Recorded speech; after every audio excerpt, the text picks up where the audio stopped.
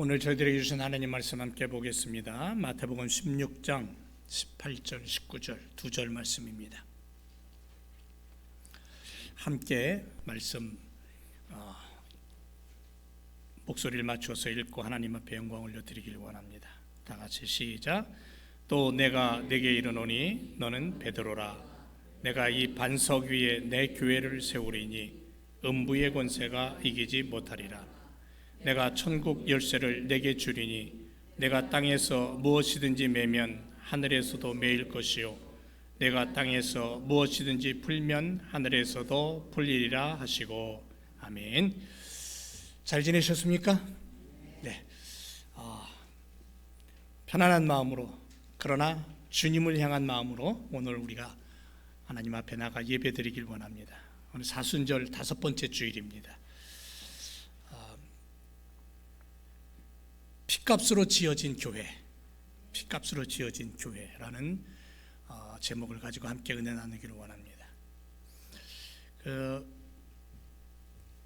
과테말라 선교 마지막 날 점심을 먹기 위해서 이제 살람마 시티 중심에 있는 이영재 선교사님이 이제 주일날 참석하는 큰 교회에 방문을 하게 되었는데요. 이 교회는 몇 번 이렇게 방문한 적이 있기 때문에 거기 많은 분들이 저희들을 알아보고 이제 반갑게 맞이해 주었습니다. 그런데 예배당에 들어가는데 한 10살쯤 됐을까요?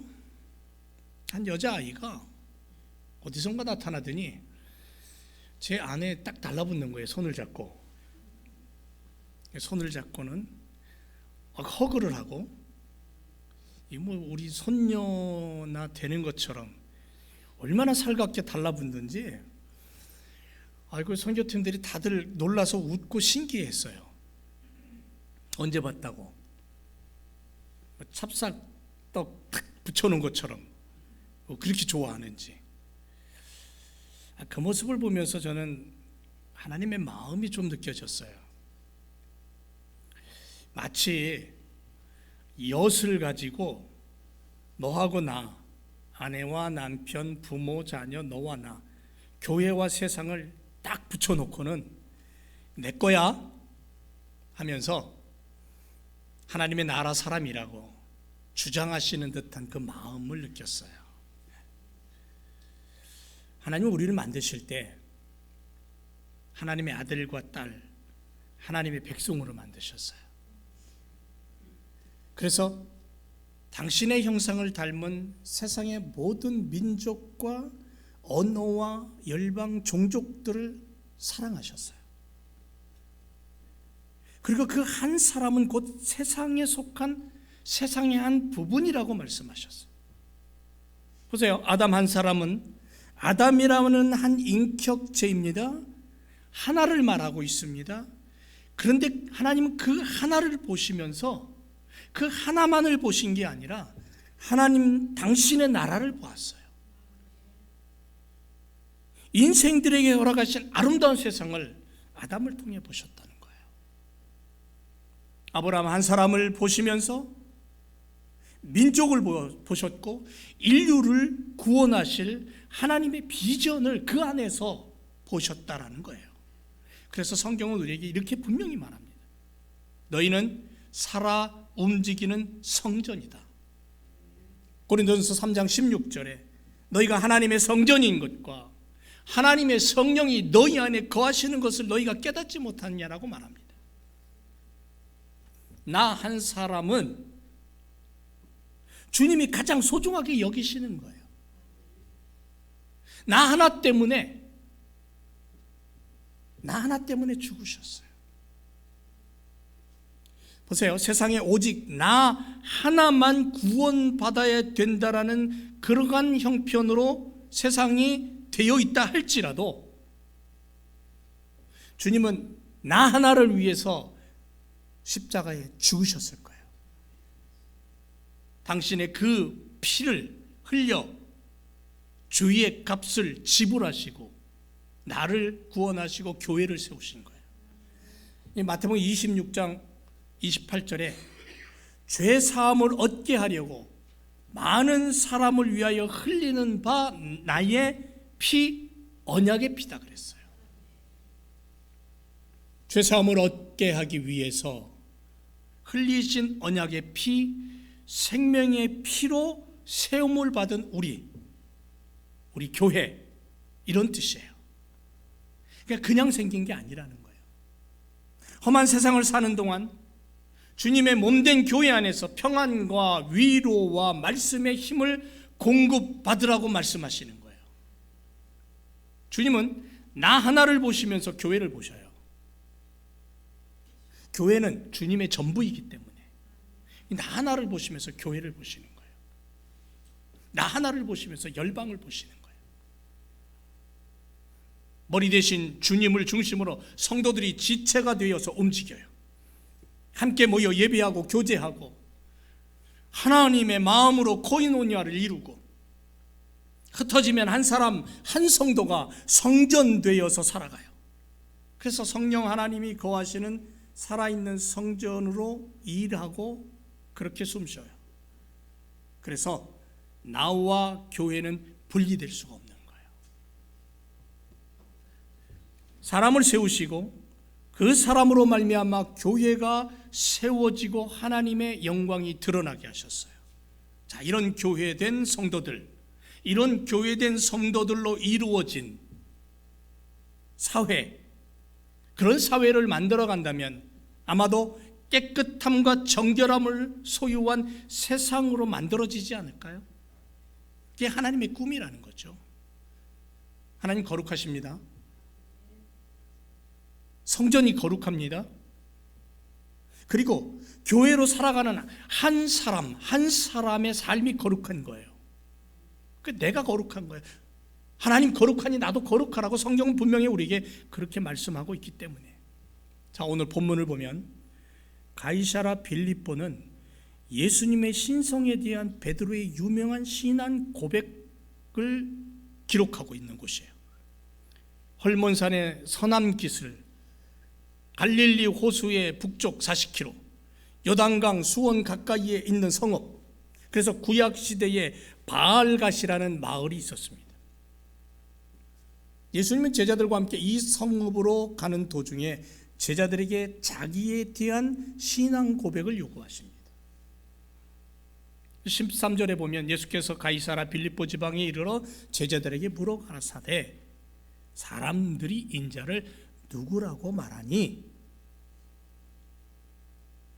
그때 제자들이 대답합니다. 세례자 요한이라고도 하고요, 엘리야라고도 하고요, 예레미야나 예언자 중 한 분이라고도 사람들이 그렇게 얘기합니다.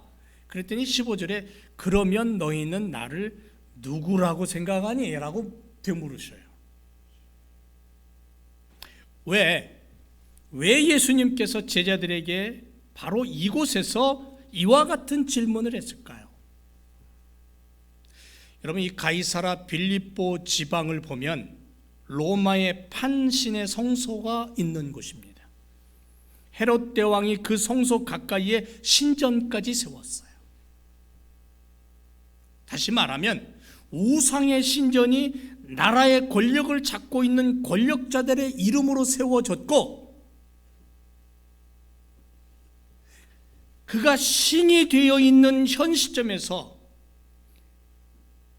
주님은 제자들로 하여금 진정한 신앙이 무엇인가를 가르치시기 위해서 묻고 계시는 거예요. 베드로는 여기서 예수님께 주는 그리스도시요 살아계신 하나님의 아들입니다라는 분명한 대답을 합니다. 그러면 이 신앙 고백이 왜 중요하냐 하면 바로 이런 거예요. 이교의 신전과 황제 예배에 대한 우상 숭배의 잘못된 신앙, 그리고 그런 신앙을 등에 업고 권력을 잡은 자들에 대한 죽음을 선고하는 거예요. 우상이 판치는 시대 앞에, 어둠의 신전이 세워져 있는 그 장소 앞에 주님은 당신이 진정한 살아있는 하나님이고 구원자임을 제자들에게 가르쳐 주시기 위해서 지금 그 질문을 하고 있는 거예요. 베드로는 자기가 진정으로 그 질문에 깨달았는지 모르지만 그는 분명하게 고백합니다. 주는 그리스도시고 살아계신 하나님의 아들이다로. 그 고백으로 말미암아 이방 신전과 우상과 그 권력의 등을 얻고 세상의 힘을 가지고 살아가는 그러한 자들 앞에 죽음을 선고한 거예요. 심판을 선고한 거예요. 그래서 이 고백은 예수님 생애의 중대한 전환점이 돼요. 이때부터 예수님께서 자기가 속죄 사역으로 고난과 죽음이 다가올 것을 예고하시고 말씀하셔요. 그래서 마태복음 16장 21절에 이때부터 예수 그리스도께서 자기가 예루살렘에 올라가 장로들과 대제사장들과 서기관들에게 많은 고난을 받고 죽임을 당하고 제3일에 살아나야 할 것을 제자들에게 비로소 가르쳤다 그랬어요. 마태복음 16장 16절의 베드로의 고백은 전후에 완전히 분리되는 전환점이 되는 거예요. 여러분, 교회가 무엇입니까? 마태복음 26장 28절에 언약의 피가 흐르는 곳이라고 말해요.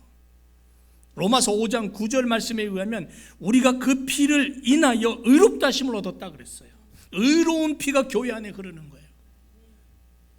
에베소 1장 7절에는 그의 피로 말미암아 구속 곧 죄사함을 받았다 그랬어요. 죄사함의 피가 교회 안에 흐른다고 선포하고 있어요. 베드로의 고백을 듣고 주님은 교회를 세우겠다고 약속하시고 선포하십니다.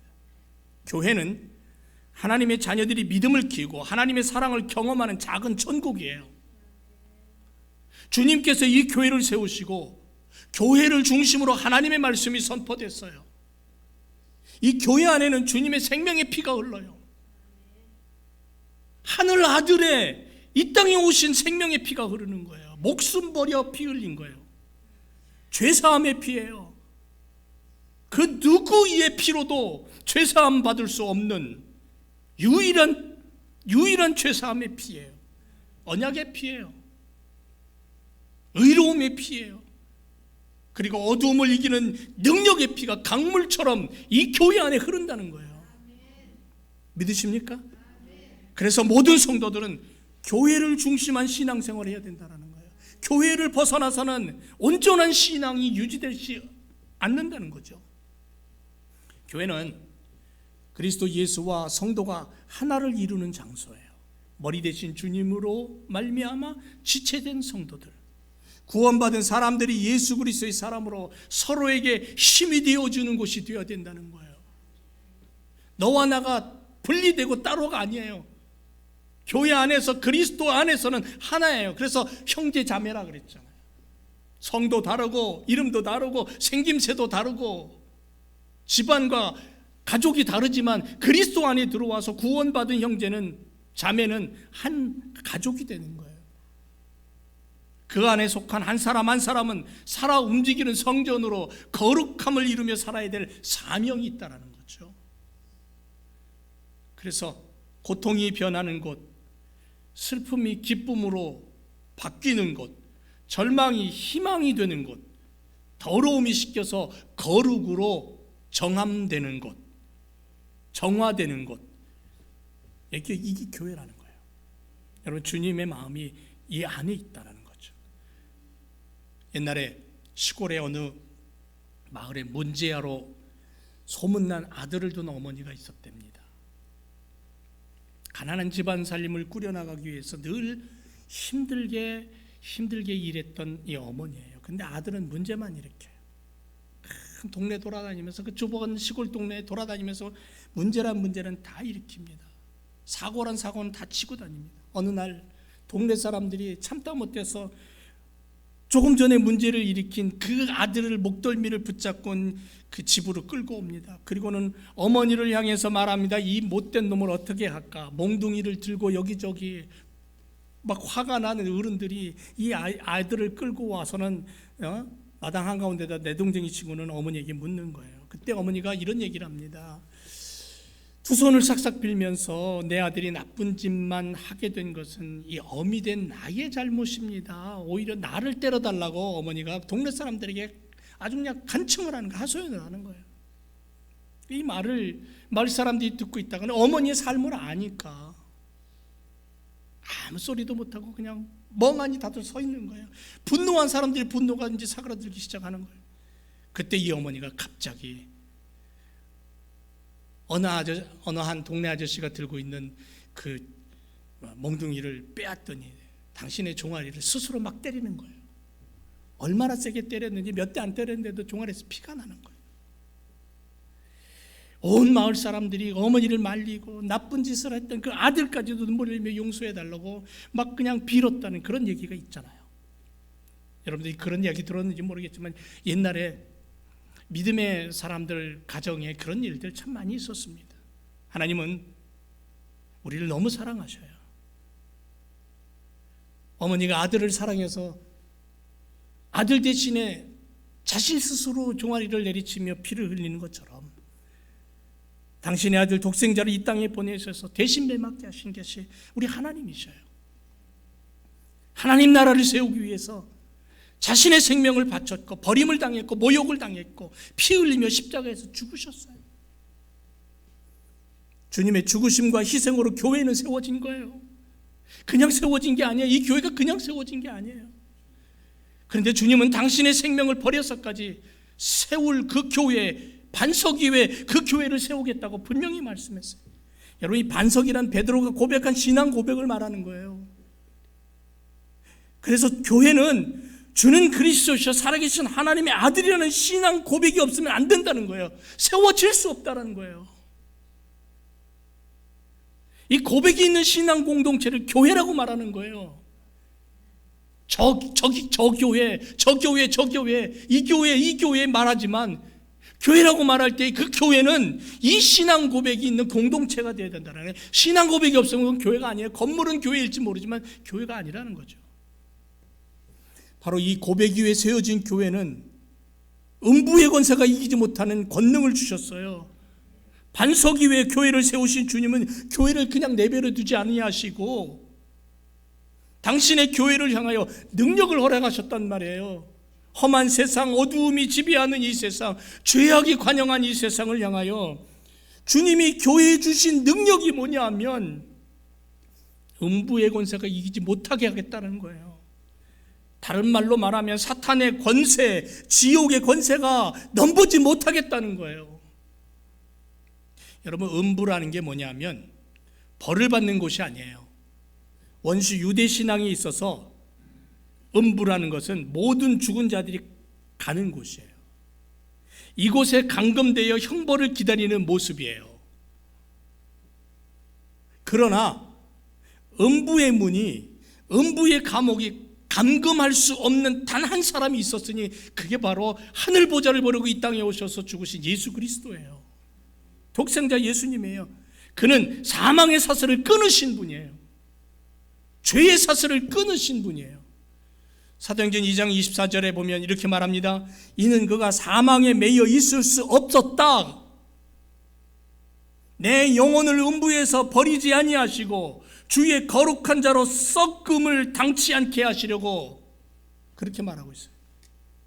음부에 가두어 놓지 않고 거기서 썩어 없어지지 않게 하기 위해 그분은 사망에 매여 있는 분이 아니다라고 분명하게 우리에게 말합니다. 예수님께서 우리에게 이렇게 외치시는 거예요. 너는 내가 살아계신 하나님의 아들됨을 발견하였다. 내가 십자가에 못 박힐 시간이 곧 올 것이다. 그리고 음부의 권세가 나를 가두고자 할 것이다. 그러나 그들은 나를 감금해 두지 못해. 음부의 권세는 살아계신 하나님의 아들인 나를 거역할 만한 능력이 없어. 이게 주님의 능력이에요. 이게 주님이 가신 힘이에요. 결코 음부의 권세가 우리 주님을 이기지 못하듯이 주님의 몸된 교회를 이기지 못한다는 그 사실을 믿고 이 교회에 엎드려 기도할 때에 주님이 그 기도를 들으시고 음부의 권세를 이기는 힘을 주신다는 거예요. 사망을 끊어버리시는 주님이셔요. 또 하나 주님이 교회에 주시는 선물이 있어요. 그게 뭐냐면 천국 열쇠입니다.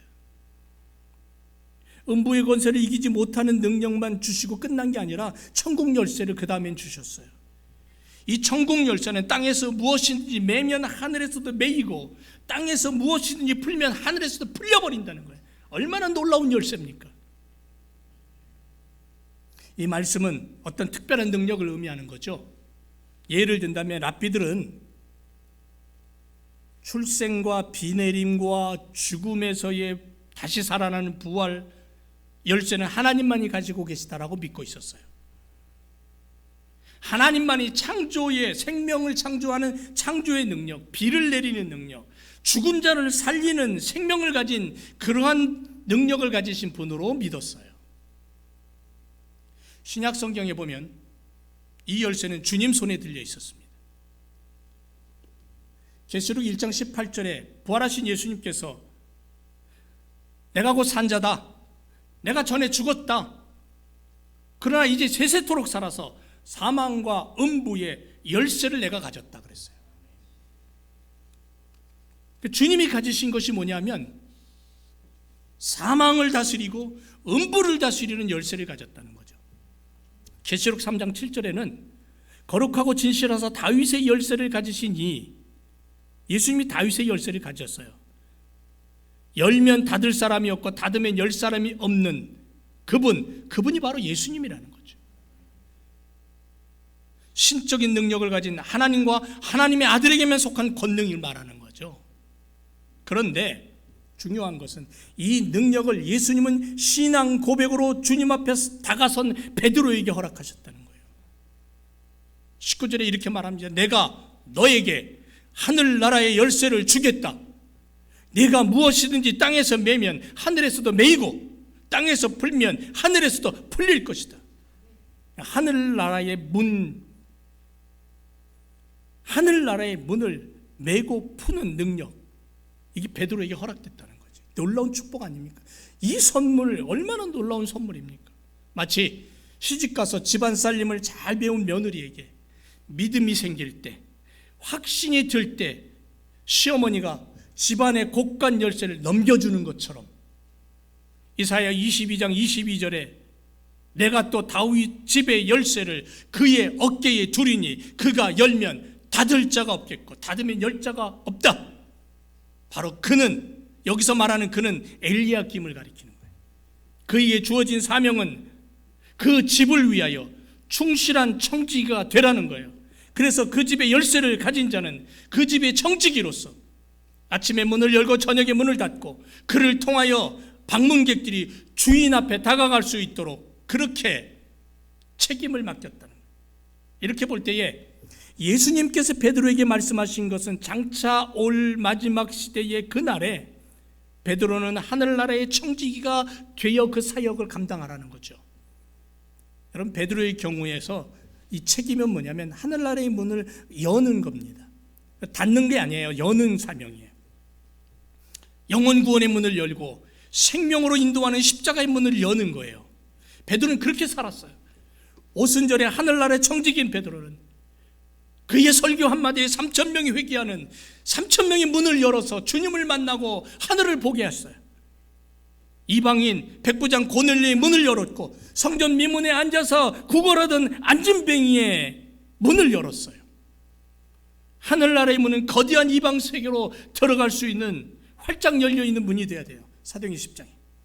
사도행전 15장에 가서는 예루살렘 공회가 어떻게 이방 세계를 향하여서 문을 넓게 열었는지를 말을 하고 있어요. 이렇게 이런 일들이 가능하게 된 것, 베드로가 거기서 어떻게 하늘나라를 증거했는지를 사도행전 15장에서 말씀하고 있는 것처럼 베드로가 천국 열쇠를 가지고 했던 사역을 우리는 발견하게 되는 거예요.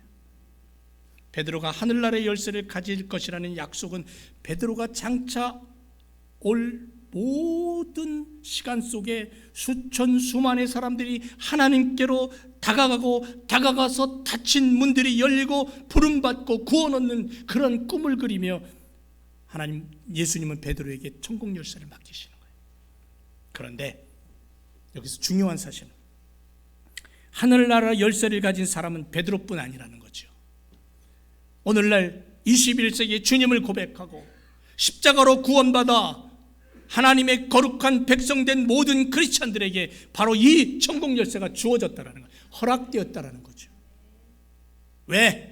우리는 베드로가 주님께 했던 고백을 본받아 지금 동일한 고백을 하며 주님 앞에 나가고 교회를 세우고 있기 때문에 그래요. 주는 그리스도시여 살아계신 하나님의 아들입니다. 베드로가 고백한 그 고백 그대로 우리도 그렇게 믿고 고백하는 거예요. 그리고 우리가 그렇게 교회를 세우는 거예요. 그래서 우리들 모두가 어떤 사람에게든지 하늘나라의 문을 열어주고 예수 그리스도의 위대한 약속에 들어갈 수 있도록 길을 만드는 특권을 우리가 가졌다는 거죠. 바로 이 특권인 천국 열쇠를 가지고 우리가 해야 될 사역이 뭐냐면 메고 푸는 사역이라는 거예요. 메고 풀어라. 여러분, 매는 사역이란 뭘 얘기하냐면요, 자유롭게 활동하는 사탄의 그 자유로움을 묶으라는 거예요. 매는 능력이에요. 매는 능력. 나사렛 예수 그리스도의 이름으로 죄악과 질병을 퍼뜨리고 더러움을 퍼뜨리고 어두움을 퍼뜨리고 사람을 유혹하고 고통스럽게 하는 그 어둠의 세력 마귀의 그 자유로움을 묶어버리라는 거예요. 예수 그리스도의 이름으로. 이걸 예수님이 우리에게 주신 거예요.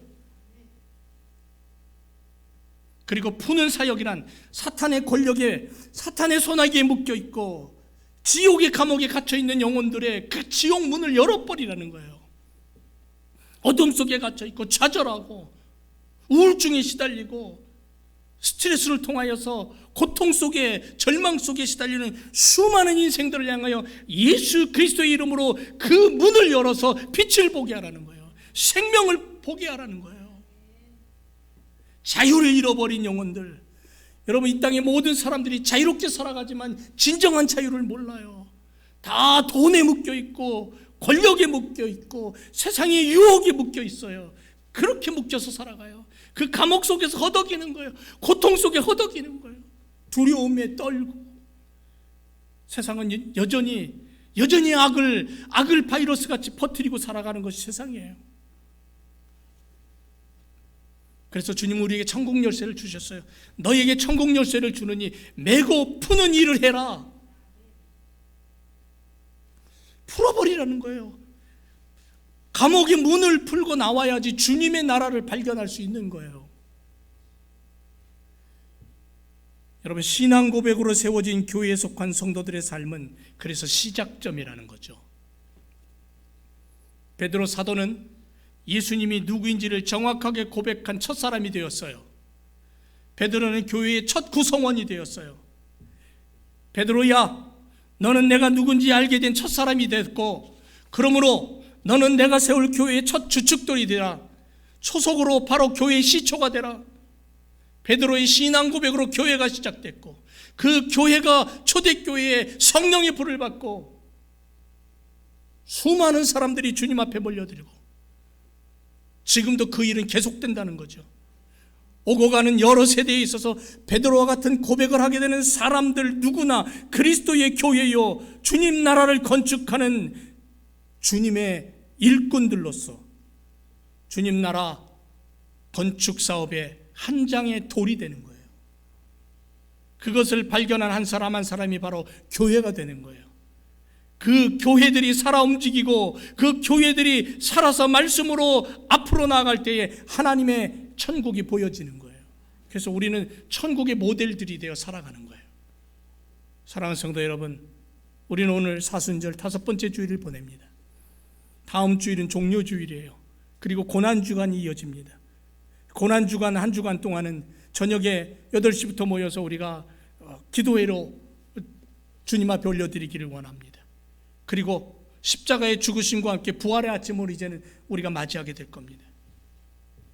이 시간 속에 우리가 고백해야 될 것은 주는 그리스도시요 살아계신 하나님의 아들이라는 이 분명한 고백을 가지고 내가 주님의 일꾼이 되고 내가 주님의 한 부분이 되고 우리 교회가 주님 나라를 세우는 그러한 건축의 현장이 되고 성도들이 한 장 한 장의 돌이 되어서 믿음의 돌이 되어서 쌓여갈 때 하나님의 영광이 드러나고 21세기에 하나님의 축복이 나타나는 놀라운 그러한 축복의 교회가 될 줄로 믿습니다.